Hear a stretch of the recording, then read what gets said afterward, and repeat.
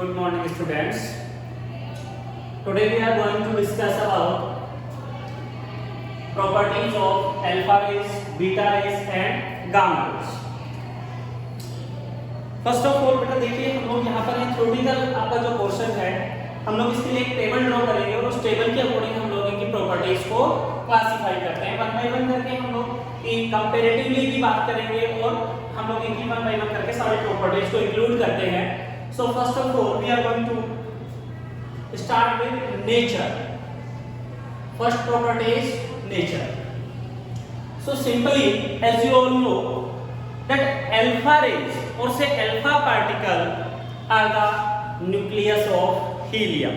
So we can say that the nature of alpha particle will be a nucleus of helium. That is 2He4. Simply हम लोग क्या बोलेंगे बेटा कि जो आपका अल्फा पार्टिकल है वो क्या होता है, हीलियम का न्यूक्लियस होता है, या फिर हम लोग रिप्रेजेंट कर सकते हैं इसको 2He4 से। Correct. Beta rays are the electrons of nuclear origin. Electron of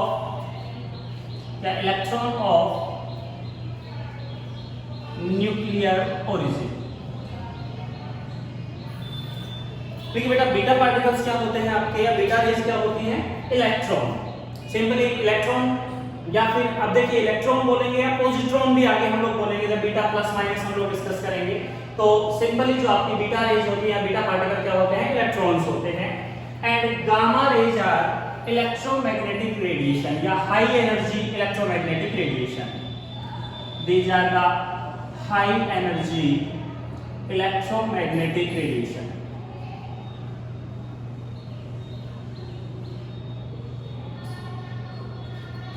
Correct? So first property is nature. Next is charge.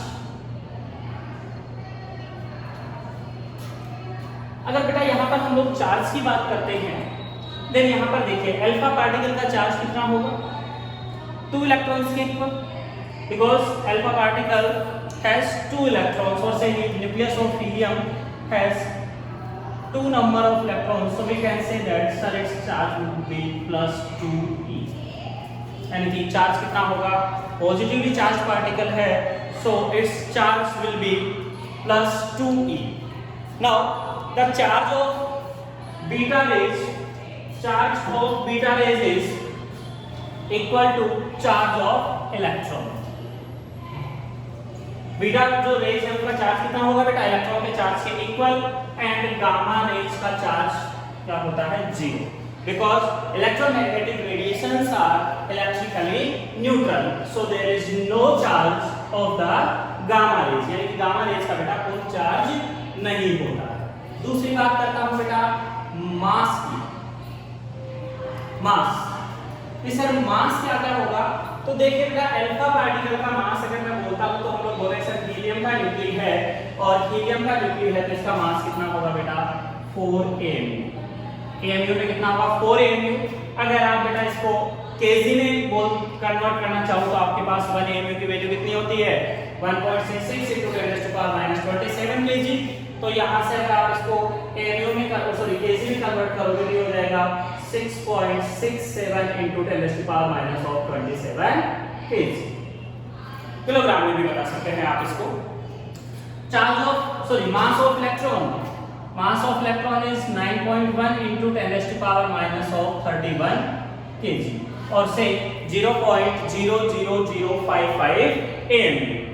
and again as we all know that the gamma rays are the electromagnetic radiations of high energy, so the mass of gamma radiation is 0. It means we can say that these are massless. Correct? next अगर हम लोग बात करते हैं बेटा speed की बात करेंगे हम कि सर स्पीड किसकी कितनी होती है। तो अगर मैं स्पीड की बात करूं या वेलोसिटी की बात करूं तो बेटा अल्फा जो रेज है, अल्फा पार्टिकल है, उसकी स्पीड जो होती है वो होती है अप्रोक्सीमेटली ऑफ ऑर्डर 10⁻⁷ मीटर पर सेकंड। यानी कि जो अल्फा पार्टिकल है आपके वो ऑलमोस्ट इनकी जो वेलोसिटी होती है या स्पीड होती है बेटा वो होती है कितनी 10⁻⁷ metre per second and the speed of beta rays is about 10⁸ metre per second. यानी कि बेटा जो आपके बीटा रेडिएशंस जो होते हैं या बीटा जो पार्टिकल होते हैं उनकी स्पीड लाइट की स्पीड की 1% टू 99% तक क्या करती है, वेरी करती है। मींस इनकी स्पीड जो है वो वेरिएबल होती है and that is about 1% to 99% of speed of light. And as gamma radiations are electromagnetic radiations, so the speed of gamma rays is speed of light. These travel with the speed of light and speed of light is 3 into 10⁸ metre per second. Correct. यानी जो gamma radiation है बेटा वो speed of light से travel करते हैं and light की speed आपकी 3 into 10⁸ मीटर पर सेकेंड हो जाएगी। नेक्स्ट प्रॉपर्टी की अगर मैं बात करता हूं तो आयनाइजेशन स्ट्रेंथ, आयनाइजेशन स्ट्रेंथ यानी कि आयनाइज करने की जो स्ट्रेंथ है वो किसकी कितनी होगी उसकी बात करता हूं। तो देखिए आयनाइजेशन की जब भी बात आती है तो बेटा कोई भी पार्टिकल जितना ज्यादा हैवी होगा या पार्टिकल का मास जितना ज्यादा होगा that will ionise more and more. So as above mentioned the mass of alpha particles or mass of alpha rays is maximum among all these three rays or all these three particles, so we can say that sir the ionization strength would be maximum for alpha rays, then beta and then gamma. So the ionization strength is 10⁴ times or we can say 10,000 times of gamma rays. Gamma rays की कितनी होती है बेटा 10⁴ times होती है और we can say 10⁻² times of beta. Beta raise की कितनी होगी 10⁻² टाइम्स होगी and the ionization strength of beta rays is 10⁻² times of gamma rays और से 10⁻⁻² times of alpha rays। Alpha rays की कितनी होगी 10⁻⁻² टाइम्स होगी। कंपैरेटिवली आप देख सकते हैं भाई इसकी प्लस 10⁻² टाइम्स ग्रेटर है तो इसकी क्या होगी 10⁻⁻² टाइम्स होगी। Correct.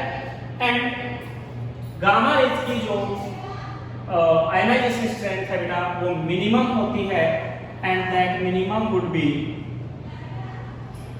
10⁻⁻⁴ times that of alpha rays and 10⁻⁻² times of beta rays. Correct? Now next property is penetrating strength. Penetrating strength. अगर बेटा मैं पेनेट्रेटिंग स्ट्रेंथ की बात करता हूं that what is penetrating strength. Penetrate means होता है किसी को भी क्रॉस करके जाना, किसी के आर पार जाना बेटा, पेनेट्रेट करना। ठीक है। सो अब देखिए सिंपल सी बात अगर मैं करूं तो पेनेट्रेट कौन ज्यादा करेगा बेटा जिसका मास सबसे कम होगा। और दूसरे तरीके से समझाता हूं, जैसे मान लीजिए अपने पास दो हैवी पार्टिकल्स हैं, एक का मास है 10 kg, एक का मास है 2 kg और मैंने उन दोनों को किसी चीज की ओर थ्रो कर दिया तो बेटा कौन ज्यादा जल्दी उसको पेनिट्रेट करके जाएगा जिसका मास लाइट होगा, क्योंकि वो इजीली क्या हो जाएगा पास आउट हो जाएगा। यानी कि जितना स्मॉल पार्टिकल होगा वो उतना ही आसानी से क्या हो जाएगा पास आउट हो जाएगा। तो सबसे कम मास किसका है गामा रेडिएशंस का। So the penetrating strength is maximum for gamma then beta and minimum for alpha. So penetrating strength is minimum for alpha and minimum कितनी बेटा 10⁻⁻⁴ times of alpha ray sorry gamma rays 10⁻⁻² times of beta rays. For beta it would be 10⁻² times of gamma rays and 10 raised to power 2 times of alpha. Next इसकी कितनी हो जाएगी बेटा 10 raised to power 4 times of alpha rays and 10 raised to power 2 times of beta rays. Correct? Next one is effect in electric field and magnetic field. Electric field और magnetic field में क्या effect पड़ेगा?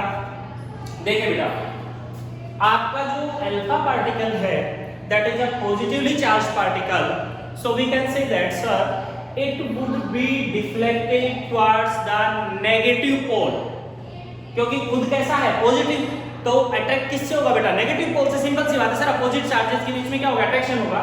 सो it is positively charge particle, so it will be deflected towards positive pole. तो हम लोग क्या लिखेंगे? Deflected towards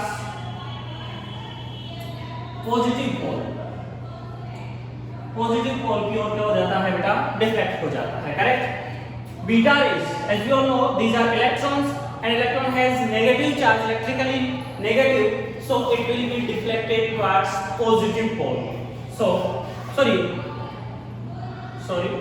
it will be deflected towards negative pole because it is positively charged, so deflected towards negative pole, and it is negatively charged, so it is deflected towards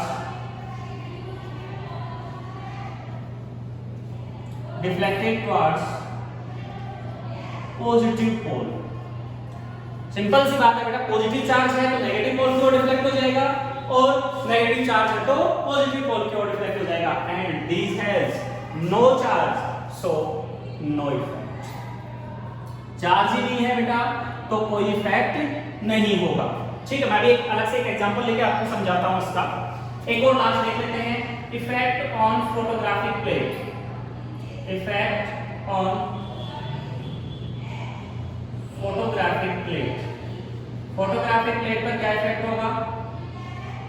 so effect on photographic plate, the effect of alpha particle will be strong, सबसे ज्यादा strong effect होगा, less and least. सबसे कम कौन इफेक्ट करती है photographic plate को? Gamma rays. देखिए मैं यहाँ पर एक अलग से आपको एक छोटा सा एग्जांपल लेके समझाता हूँ। मैंने बोला कि यहाँ पर इस तरीके से बेटा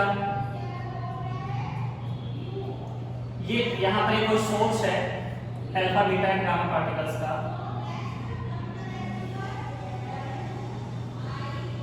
इस तरीके से। अब मैं यहाँ पर आपको बोल दूं ए B and C.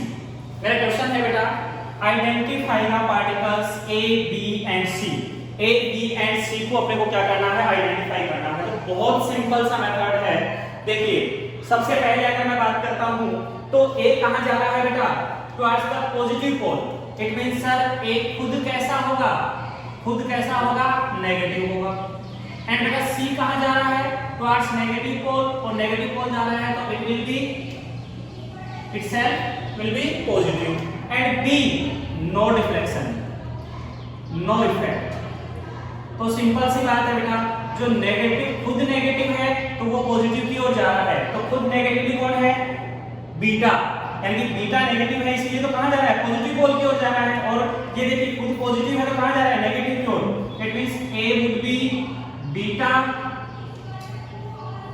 B would be gamma because no effect, and C would be alpha. इस तरीके से हम लोग डायग्राम को देखकर आइडेंटिफाई कर सकते हैं कि सर कौन सा पार्टिकल क्या है। आपको ये टेबल याद रखनी है। देखिए क्वेश्चन क्या पुटअप होगा आपसे, right any two properties of alpha particles. तो सिंपली आप क्या बोलोगे? इसको लैंग्वेज में आपको इंप्लीमेंट करना होगा बेटा। लैंग्वेज में कैसे इंप्लीमेंट करोगे? तो क्या बोलोगे? आपको टू प्रॉपर्टी लिखनी है। मान लीजिए आप बोलोगे the alpha particle is the nucleus of helium, the charge of alpha particle is +2e, the mass of alpha particle is 4 mu, the speed of alpha particle is 10 raised to power approximately 10 raised to power 7 meter per second, and the ionization strength of alpha particle is maximum, that is 10 raised to power 4 times of gamma, 10 raised to power 2 times of beta. Penetrative strength, it is minimum, that is 10 raised to power minus 4 times of gamma and 10 raised to power minus 2 times of beta. इस तरीके से हर एक particle की आपके पास कितनी की property हो गई, 4 and 4 8 प्रॉपर्टी हो गई, यानी कि आप 8 प्रॉपर्टीज को क्या कर सकते हैं, एक्सप्लेन कर सकते हैं, लेकिन आपको इसको लैंग्वेज में इंप्लीमेंट करना है। मैंने टेबल इसलिए बनवाई है ताकि आप इनको कंपैरेटिवली क्या रख सकें, याद रख सकें, आपको कंपैरेटिवली याद रखना है इनको, ठीक है। अब आगे हम लोग बात करते हैं बेटा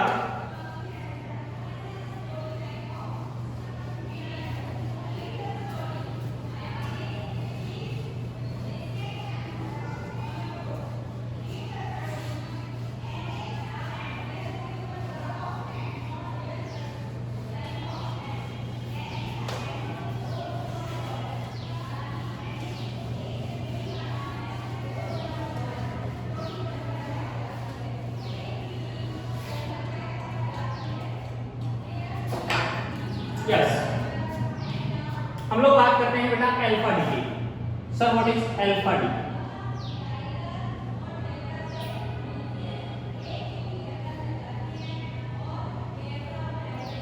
देखिए मैंने आपको बताया था कि बेटा कोई भी रेडियोएक्टिव सब्सटेंस है वो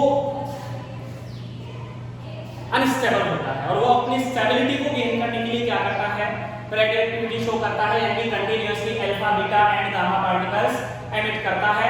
till now it will not converted into a stable nucleus, that is lead। तो अगर बेटा कोई भी पार्टिकल अगर आपका क्या करता है, हीलियम का न्यूक्ली एमिट करके और अनदर न्यूक्ली में कन्वर्ट होता है, तो हम लोग बोलेंगे सर उससे क्या होता है, अल्फा डीके होता है। समझिएगा, मैं आपको समझाता हूँ अल्फा डीके कैसे होगा। मैंने बोल दिया कि बेटा मेरे पास एक कोई न्यूक्लियस है, सपोज एक न्यूक्लाइड ले लेता हूं मैं XZA। अब देखिए अल्फा खुद पार्टिकल जो है वो कौन है, 2He4। अल्फा पार्टिकल कौन है, 2He4। सर ये हीलियम का न्यूक्लियस है, तो सिंपल सी बात है बेटा, अगर आपका XZA से एक हीलियम का न्यूक्लियस क्या होता है, एमिट होता है, तो हीलियम का न्यूक्लियस एमिट होगा, तो नया न्यूक्लियस मान लीजिए मेरे पास बन रहा है YZA। अब सर Z तो रह नहीं सकता ये, क्यों? क्योंकि सर हीलियम का न्यूक्ली एमिट भी तो हो रहा है, तो its atomic number will be decreased by 2 and its mass number will be decreased by 4। Plus क्या बोलेंगे बेटा, 2He4 और say alpha plus energy release होगी, energy is released due to the mass defect. So we can say that sir when an alpha particle is decayed from a nucleus, then the atomic number of the daughter nucleus is reduced by 2 and mass number is reduced by 4। देखिए बेटा यहाँ पर ये जो आपका nucleus है, this one it is called parent nucleus। इसको हम लोग क्या बोलेंगे, parent nucleus बोलेंगे, parent nucleus। and this is called daughter nucleus। This is called daughter nucleus, correct? And this is energy। ये कौन है आपकी, एनर्जी रिलीज हो गई, और ये कौन हो गया आपका, alpha particle. This is alpha particle. अब सिंपल सी बात यहाँ पर देखिए, फॉर एग्जाम्पल मैंने मान लीजिए आपका, मैंने बोला कि कोई यूरेनियम का न्यूक्ली है 92-238, ठीक है। मैंने बोला कि ये आपका जो यूरेनियम का न्यूक्लियस है बेटा, ये एक अल्फा पार्टिकल एमिट करता है, then what will be the atomic number and mass number of daughter nuclei. So simply देखिए हम लोग क्या करेंगे, नया एलिमेंट कोई बनेगा, नया एलिमेंट मेरे को नहीं पता क्या बनेगा, आई डोंट नो। सिंपली बात है, 1 अल्फा पार्टिकल डिके हो रहा है, अगर यहाँ से 1 अल्फा पार्टिकल डिके होता है तो सर इसका जो एटॉमिक नंबर है वो 2 से रिड्यूस हो जाएगा, तो कितना बच जाएगा बेटा, 90। एंड मास नंबर 4 से, तो कितना बच जाएगा बेटा, 234 प्लस 2He4 प्लस एनर्जी डिफरेक्ट करेगा। अब यहाँ पर बात आती है, बोले सर हमें ये नहीं पता कि Y, what is the I, तो सॉरी Y क्या है, तो हमें बेटा पता करना भी नहीं है। क्यों नहीं पता करना है, क्योंकि हमेशा आपका जो क्वेश्चन पुटअप होगा वो बोलेगा what will be the atomic number and mass number of daughter nuclei. So we are not interested in the element y, correct. Suppose he is asking that there are 2 alpha particles are emitted, 2 alpha particles are emitted from uranium 92 238। तो बेटा अगर 2 alpha particle emit हो रहे हैं तो देखिए 1 alpha particle से कितना डिक्रीज हो रहा है 2, तो 2 अल्फा पार्टिकल से कितना हो जाएगा 4, इट मींस कितना हो जाएगा 88। एंड बेटा 1 अल्फा पार्टिकल से मास नंबर कितना चेंज हो रहा है 4 से रिड्यूस हो रहा है, तो 2 से 8, तो कितना हो जाएगा 230 प्लस कितने हीलियम के न्यूक्ली एमिट होंगे 2 प्लस एनर्जी क्या हो जाएगी लिबरेट हो जाएगी। इस तरीके से आप लोग बहुत छोटे-छोटे से एग्जांपल आप इनको आराम से कर सकते हैं, ठीक है। आपको जो इसकी जो मैकेनिज्म है, ये जो रिएक्शन है वो याद रखनी है, करेक्ट। ये बात हो गई बेटा किसकी अल्फा डीके की। अब देखिए सिंपल सी बात है कि अगर यहाँ से बेटा अल्फा डीके आपका हो रहा है तो अल्फा डीके के साथ में यहाँ से एनर्जी भी रिलीज हो रही है और उस एनर्जी की वजह से यहाँ पर जो आपका है वो अल्फा पार्टिकल की कुछ ना कुछ काइनेटिक एनर्जी भी होगी। सो यहाँ पर बेटा आपको एक याद रखने वाली बात है कि अल्फा पार्टिकल की जो काइनेटिक एनर्जी है उसका फॉर्मूला क्या होगा, kinetic energy of alpha particle is equal to half of m alpha v alpha का square and it will be a minus 4 divided by a into 2। ये फार्मूला आपको याद रखना है। It is the kinetic energy of emitted alpha particle. कई बार वो अपने को क्वेश्चन सीधा पुट कर देता है कि एक अल्फा पार्टिकल डिके है, उस डिके में कुछ some particular amount of energy is release, then what will be the kinetic energy of alpha particle. तो एक ही वैल्यू यहाँ पर देखिए कितनी है 238, तो यहाँ पर आ जाएगा 238 माइनस 4 डिवाइडेड बाय 238 इनटू जो एनर्जी आपको वो आपको गिवन होगा, तो आप इसको मल्टीप्लाई करके इजीली कैलकुलेट कर सकते हैं, करेक्ट। नेक्स्ट हम लोग बात करेंगे बेटा beta decay.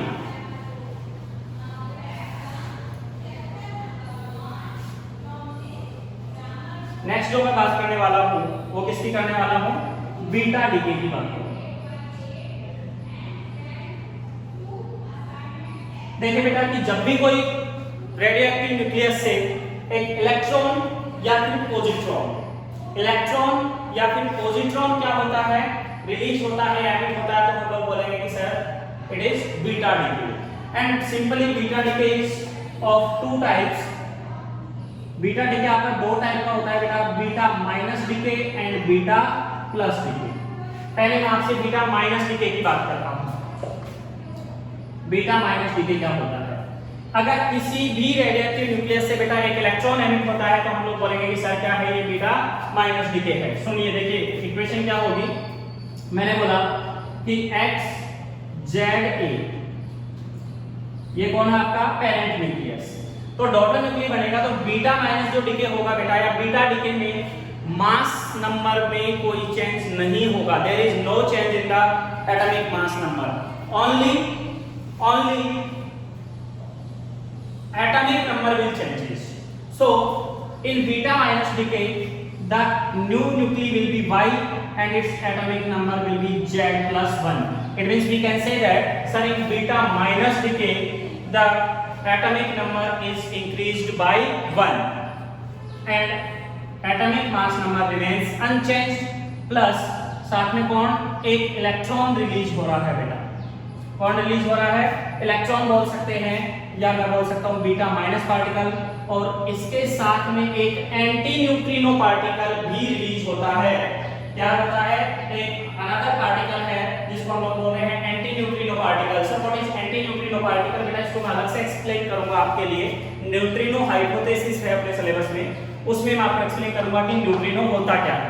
It is anti neutrino, इसको क्या बोल रहे हैं हम लोग, antineutrino, antineutrino, correct. This is beta minus DK.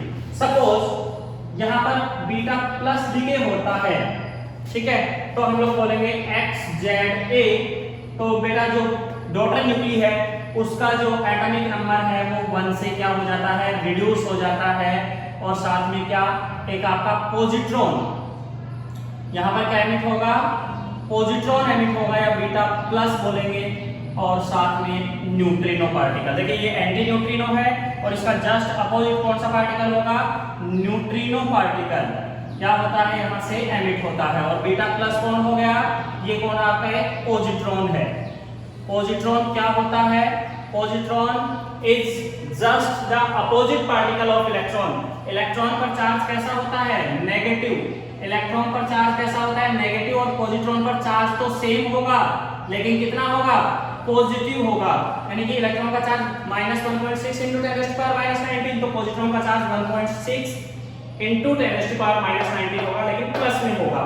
और दोनों का मास क्या होगा, सेम होगा, दोनों का स्पिन भी सेम होगा। यानी कि बेटा पॉजिट्रॉन और electron this both particles are just opposite of particles of each other.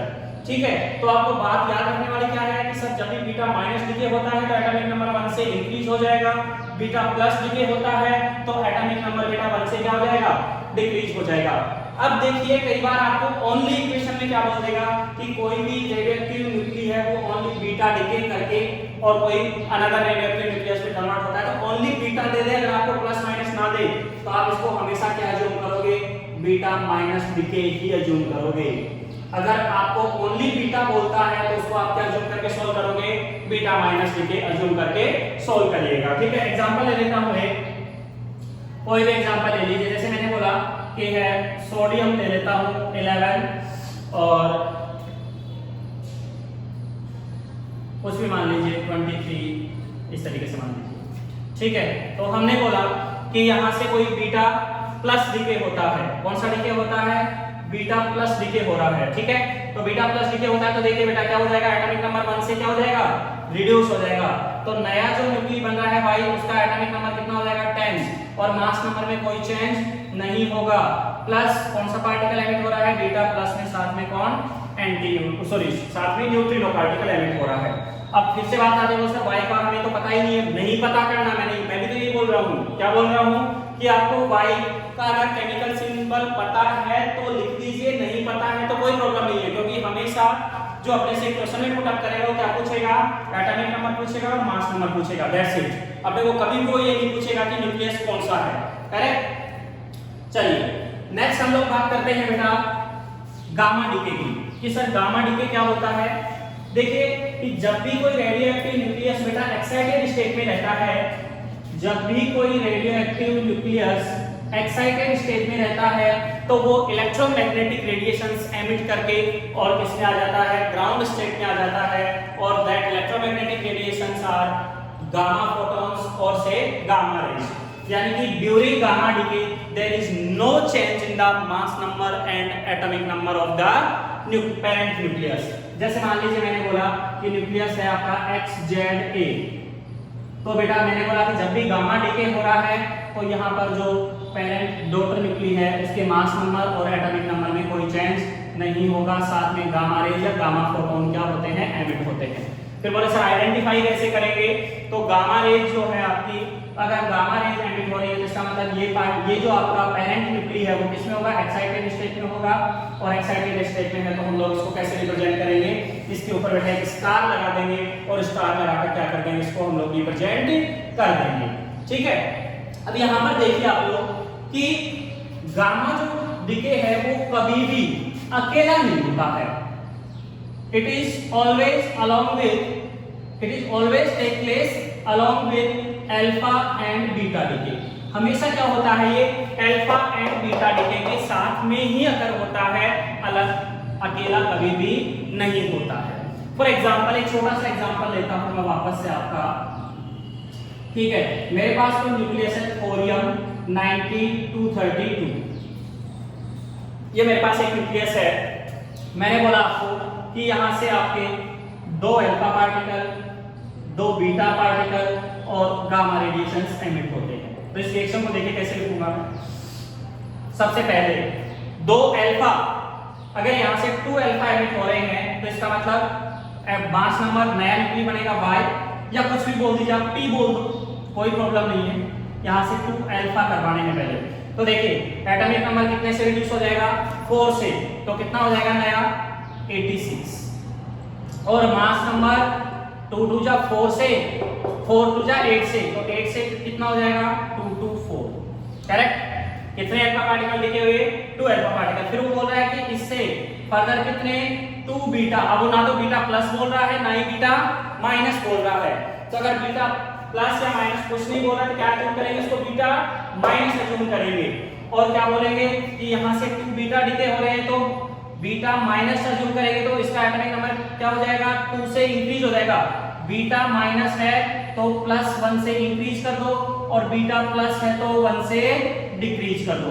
तो 2 बीटा हो रहे हैं कितने से इंक्रीज हो जाएगा 2 से इंक्रीज हो जाएगा सर। तो कितना हो जाएगा, नया न्यूक्लियस बनेगा Q और कितना आ जाएगा mass number, sorry atomic number 88 और मास नंबर वही 224, नो चेंज। फिर वो कह रहा है कि गामा फोटोन भी एमिट हो रहे हैं। अगर गामा फोटोन एमिट हो रहे हैं तो इसका मतलब ये किसमें है, एक्साइटेड स्टेट में है, और ये गामा फोटोन एमिट करके और किसमें आ जाएगा, ग्राउंड स्टेट में आ जाएगा 88 224। तो अपने पास जो डॉटर न्यूक्ली बनेगा उसका एटॉमिक नंबर कितना आएगा 88 और मास नंबर कितना आ जाएगा आपका 224 आ जाएगा। तो इस तरीके से आप लोग अल्फा बीटा और गामा पार्टिकल्स की कैलकुलेशन में आप लोग number of alpha particles, number of beta particles भी क्या कर सकते हैं, कैलकुलेट कर सकते हैं। ठीक है बेटा, यहाँ तक आप लोग प्रैक्टिस कीजिए। नेक्स्ट क्लास में हम लोग बात करेंगे न्यूक्लियर रिएक्शंस के बारे में। ठीक है, थैंक यू।